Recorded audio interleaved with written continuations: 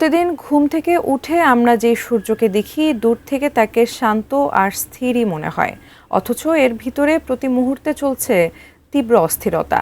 অসংখ্য ঘূর্ণি আর উত্তপ্ত গ্যাসের প্রবাহ তৈরি করছে বিপুল চুম্বকীয় শক্তি।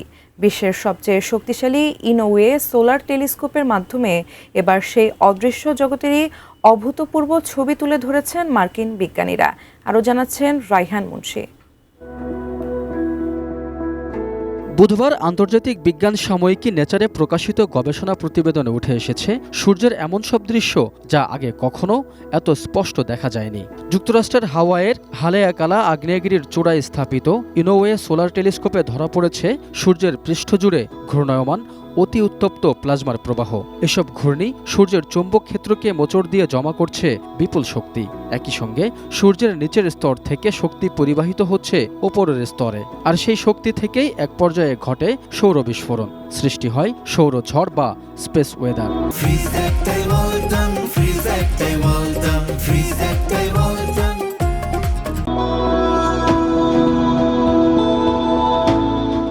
গবেষণার সবচেয়ে গুরুত্বপূর্ণ দিক হল বিজ্ঞানীরা প্রথমবারের মতো এত স্পষ্টভাবে শনাক্ত করেছেন kelvin Helmholtz অস্থিতিশীলতা।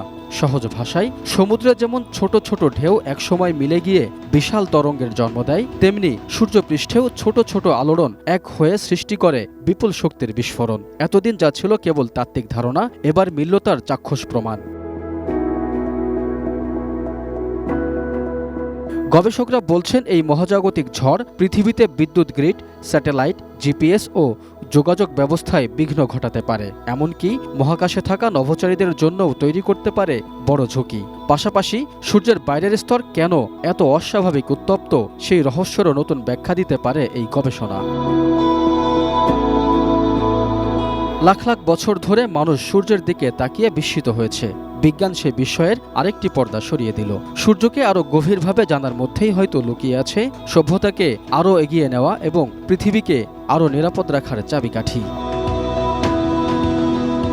Raihan Munshi, desk report, ATN news.